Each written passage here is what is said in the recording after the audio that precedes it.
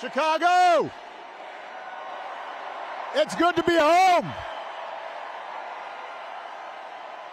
It is good to be home, and I don't know about you, but I'm feeling fired up.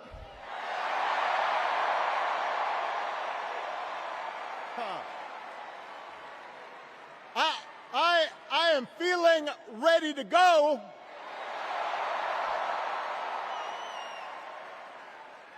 Even if I am the only person stupid enough to speak after Michelle Obama.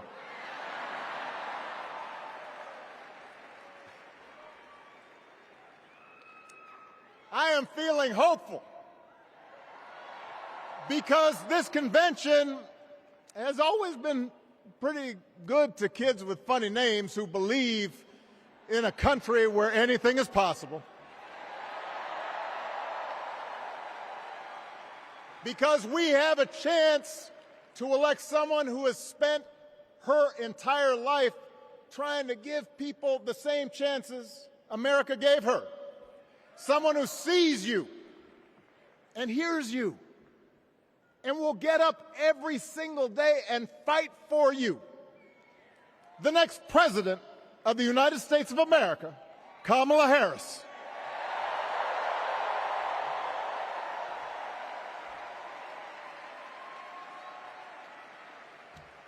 It's been 16 years since I had the honor of accepting this party's nomination for president.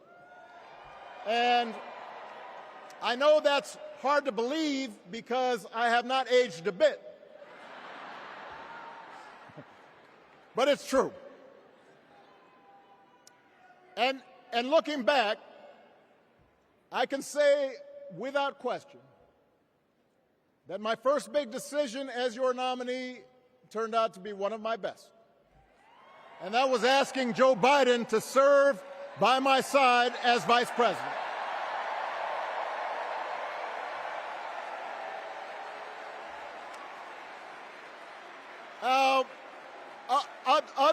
Other than some common Irish blood,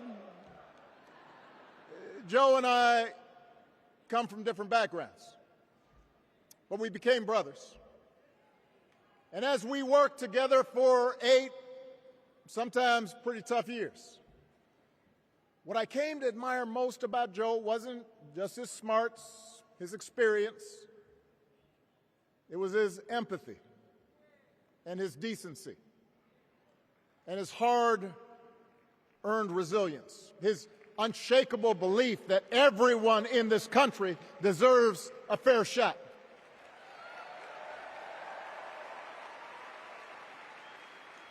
And over the last 4 years, those are the values America has needed most. At a time when millions of our fellow citizens were sick and dying, we needed a leader with the character to put politics aside and do what was right. At a time when our economy was reeling, we needed a leader with the determination to drive what would become the world's strongest recovery. 15 million jobs, higher wages, lower health care costs. At a time when the other party had turned into a cult of personality, we needed a leader who was steady and brought people together and was selfless enough to do the rarest thing there is in politics, putting his own ambition aside for the sake of the country.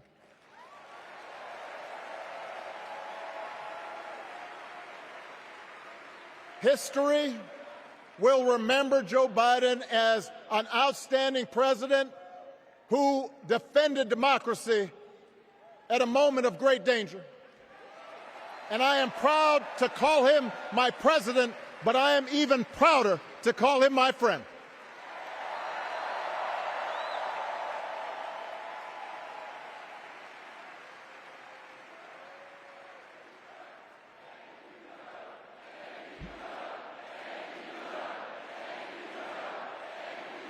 Thank you. Now,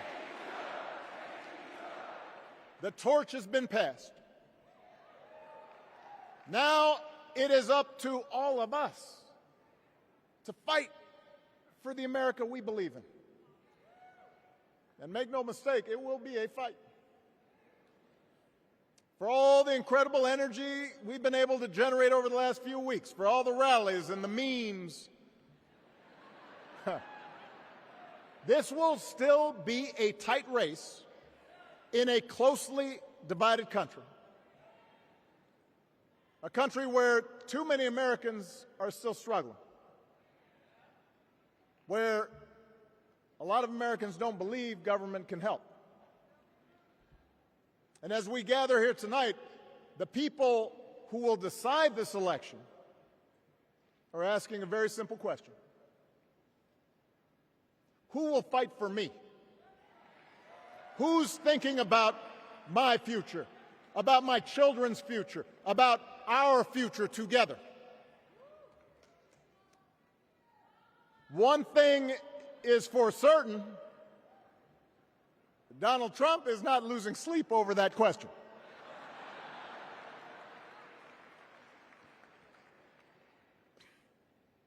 Here's a 78-year-old billionaire who has not stopped whining about his problems since he rode down his golden escalator 9 years ago. It has been a constant stream of gripes and grievances that's actually been getting worse now that he's afraid of losing to Kamala. There's the childish nicknames, the crazy conspiracy theories, this weird obsession with crowd sizes.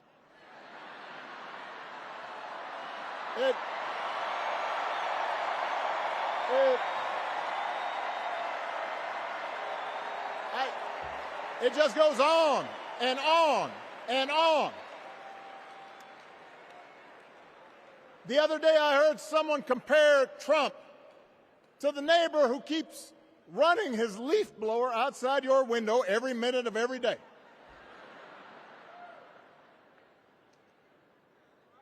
Now, from a neighbor, that's exhausting. From a president, it's just dangerous. The truth is, Donald Trump sees power as nothing more than it means to his ends. He wants the middle class to pay the price for another huge tax cut that would mostly help him and his rich friends. He killed a bipartisan immigration deal written in part by one of the most conservative Republicans in Congress that would have helped secure our southern border because he thought trying to actually solve the problem would hurt his campaign. He doesn't. Do not boo. Vote.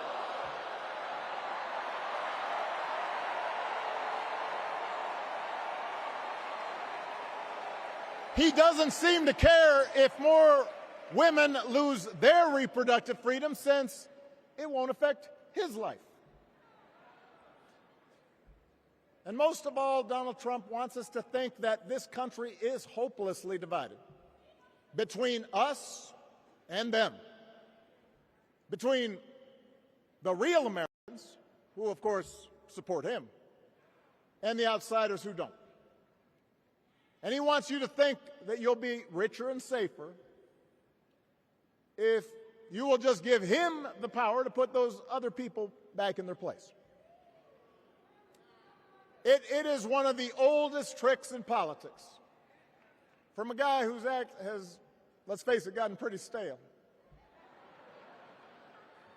We do not need 4 more years of bluster and bumbling and chaos. We have seen that movie before, and we all know that the sequel is usually worse.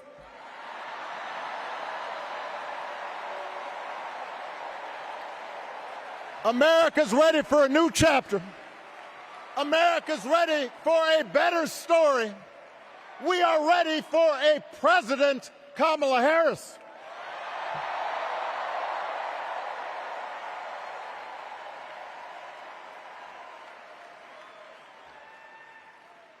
And Kamala Harris is ready for the job. This is a person who has spent her life fighting on behalf of people who need a voice and a champion. As you heard from Michelle, Kamala was not born into privilege. She had to work for what she's got. And she actually cares about what other people are going through. She's not the neighbor running the leaf blower. She's the neighbor rushing over to help when you need a hand. As a prosecutor, Kamala stood up for children who had been victims of sexual abuse. As an attorney general of the most populous state in the country, she fought big banks and for-profit colleges, securing billions of dollars for the people they had scammed. After the home mortgage crisis, she pushed me and my administration hard to make sure homeowners got a fair settlement. Didn't matter that I was a Democrat. Didn't matter that she had knocked on doors for my campaign in Iowa. She was going to fight to get as much relief as possible for the families who deserved it.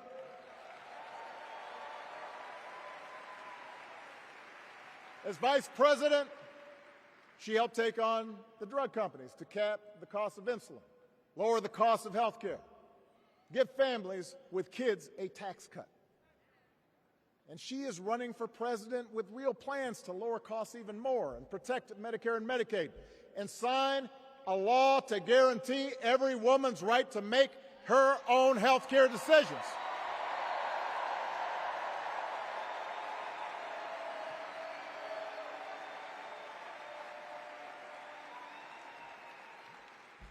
In other words, Kamala Harris won't be focused on her problems. She'll be focused on yours. As president, she won't just cater to her own supporters and punish those who refuse to kiss the ring or bend the knee. She'll work on behalf of every American. That's who Kamala is. And in the White House, she will have an outstanding partner in Governor Tim Walz.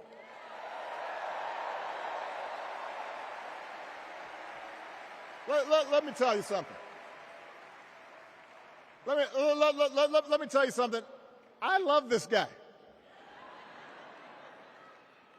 Tim is the kind of person who should be in politics. Born in a small town, served his country, taught kids, coached football, took care of his neighbors. He knows who he is, and he knows what's important. You can tell those flannel shirts he wears don't come from some political consultant. They come from his closet, and they have been through some stuff.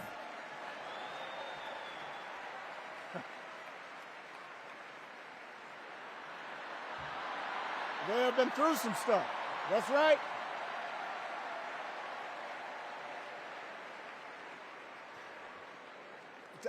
Together, Kamala and Tim have kept faith with America's central story. A story that says we are all created equal. All of us endowed with certain inalienable rights, that everyone deserves a chance, that even when we don't agree with each other, we can find a way to live with each other. That's Kamala's vision. That's Tim's vision. That's the Democratic Party's vision. And our job over the next 11 weeks is to convince as many people as possible to vote for that vision. Now, it won't be easy. The other side knows it's easier to play on people's fears and cynicism, always has been. They will tell you that government is inherently corrupt, that sacrifice and generosity are for suckers. And since the game is rigged, it's okay to take what you want and just look after your own. That's the easy path. We have a different task. Our job is to convince people that democracy can actually deliver. And in doing that, we can't just point to what we've already accomplished. We can't just rely on the ideas of the past. We need to chart a new way forward to meet the challenges of today. And Kamala understands this. She knows, for example, that if we want to make it easier for more young people to buy a home, we need to build more units and clear away some of the outdated laws and regulations that made it harder to build homes for working people in this country. That is a priority, and she's put out a bold new plan to do just that.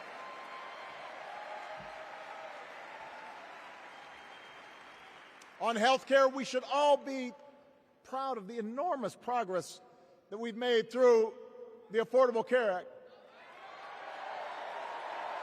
providing millions of people access to affordable coverage, protecting millions more from unscrupulous insurance practices.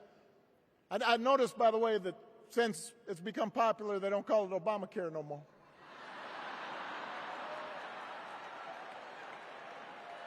But Kamala knows we can't stop there, which is why she'll keep working to limit out-of-pocket costs. Kamala knows that if we want to help people get ahead, we need to put a college degree within reach of more Americans. But she also knows college shouldn't be the only ticket to the middle class. We need to follow the lead of governors like Tim Walz, who said, if you've got the skills and the drive, you shouldn't need a degree to work for state government. And in this new economy, we need a president who actually cares about the millions of people all across this country who wake up every single day to do the essential, often thankless work, to care for our sick, to clean our streets, to deliver our packages. We need a president who will stand up for their right to bargain for better wages and working conditions. And Kamala will be that president.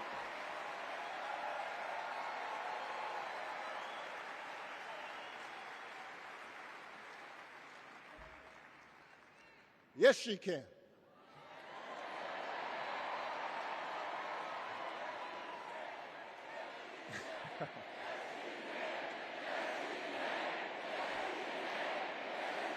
Yes, she can.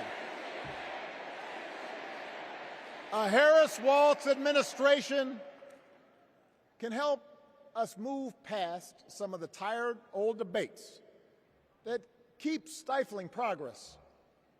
Because at their core, Kamala and Tim understand that when everybody gets a fair shot, we are all better off. They understand that when every child gets a good education, the whole economy gets stronger. When women are paid the same as men for doing the same job, all families benefit.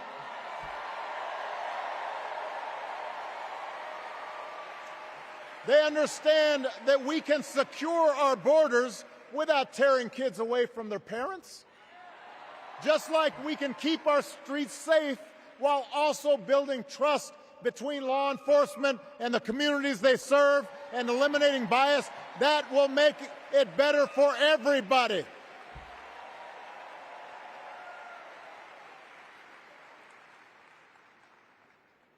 Donald Trump and his well-heeled donors, they don't see the world that way.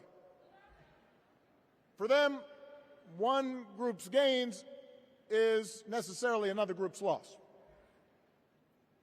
For them, freedom means that the powerful can do pretty much what they please, whether it's fire workers trying to organize a union or put poison in our rivers or avoid paying taxes like everybody else has to do. Well, we have a broader idea of freedom. We believe in the freedom to provide for your family if you're willing to work hard. The freedom to breathe clean air and drink clean water and send your kids to school without worrying if they'll come home. We believe that true freedom gives each of us the right to make decisions about our own life, how we worship, what our family looks like, how many kids we have, who we marry. And we believe that freedom requires us to recognize that other people have the freedom to make choices that are different than ours. That's okay.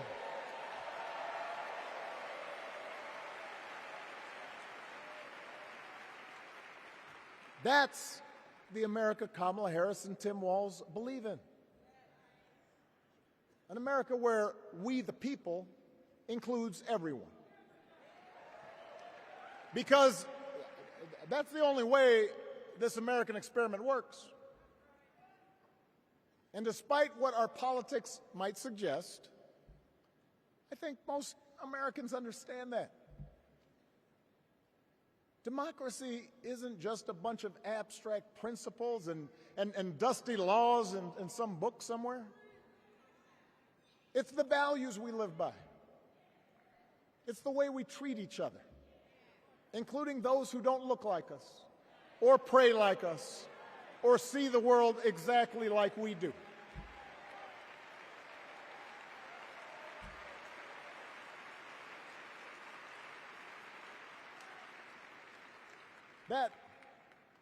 That sense of mutual respect has to be part of our message.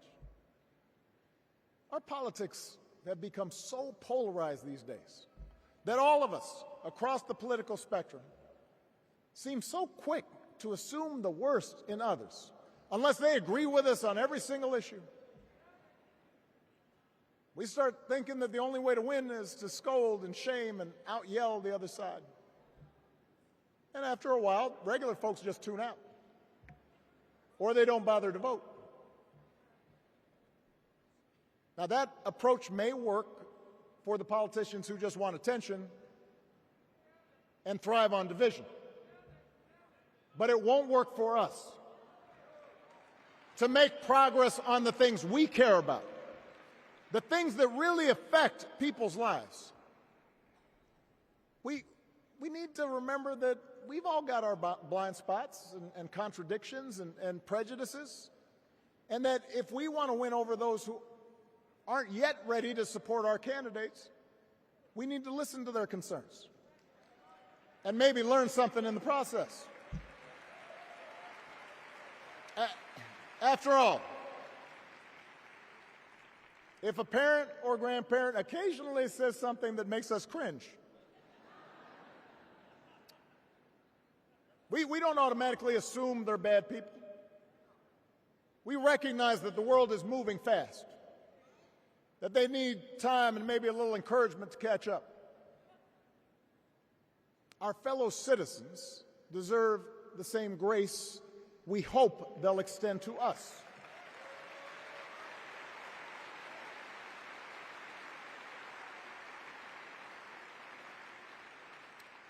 That's how we can build a true democratic majority, one that can get things done. And by the way, that does not just matter to the people in this country. The rest of the world is watching to see if we can actually pull this off.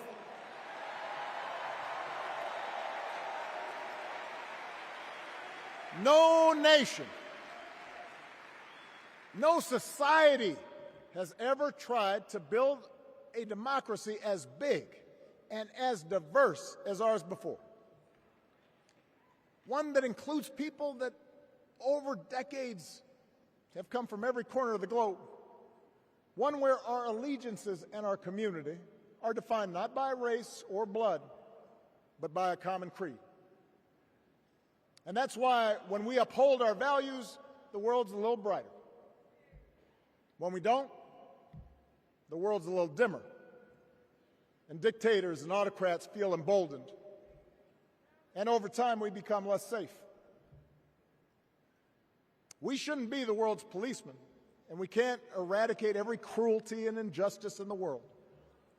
But America can be and must be a force for good, discouraging conflict, fighting disease, promoting human rights, protecting the planet from climate change, defending freedom, brokering peace.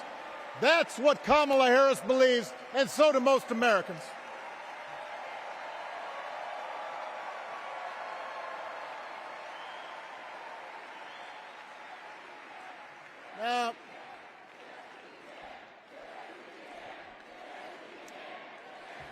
I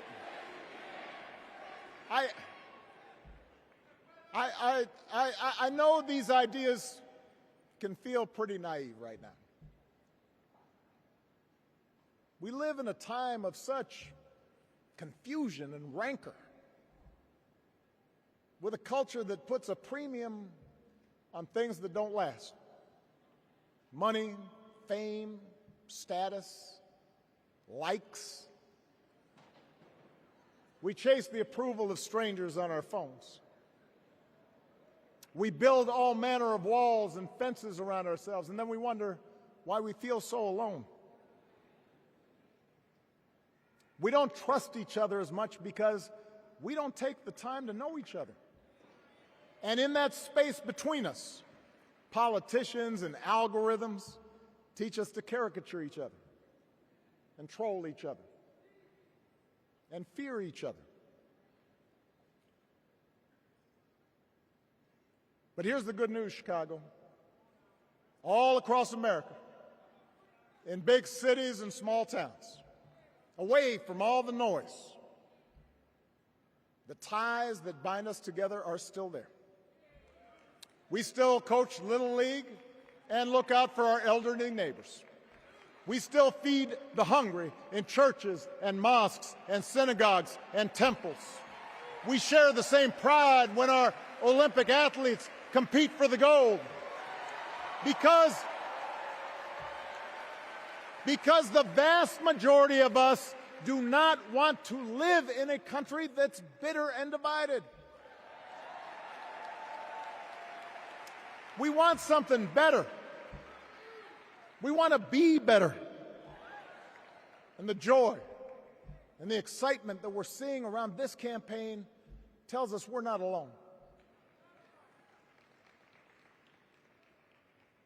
You know, I've spent a lot of time thinking about these past few months because, as Michelle mentioned, this summer we lost her mom, Ms. Marion Robinson. And I don't know that anybody has ever loved their mother-in-law any more than I love mine. Mostly it's because she was funny and wise and the least pretentious person I knew. That, and she always defended me with Michelle when I messed up. I'd hide behind her.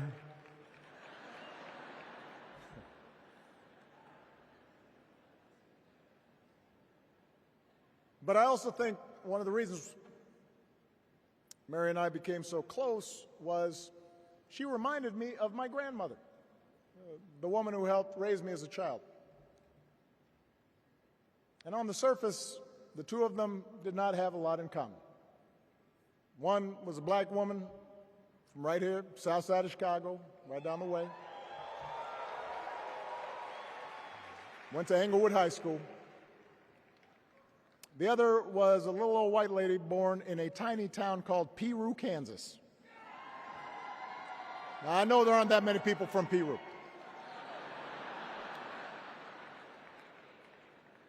And yet they shared a basic outlook on life. They were strong, smart, resourceful women, full of common sense, who, regardless of the barriers they encountered, and women growing up in the 40s and 50s and 60s, they encountered barriers. They still went about their business without fuss or complaint and provided an unshakable foundation of love for their children and their grandchildren. In that sense, they both represented an entire generation of working people who, through war and depression, discrimination and limited opportunity, helped build this country. A lot of them toiled every day at jobs that were often too small for them and didn't pay a lot. They willingly went without just to keep a roof over the family's heads, just to give their children something better. But they knew what was true. They knew what mattered. Things like honesty and integrity, kindness and hard work. They weren't impressed with braggarts or bullies. They didn't think putting other people down lifted you up or made you strong. They didn't spend a lot of time obsessing about what they didn't have. Instead, they appreciated what they did. They found pleasure in simple things. A card game with friends, a good meal, and laughter around the kitchen table. Helping others. And most of all, seeing their children do things and go places that they would have never imagined for themselves.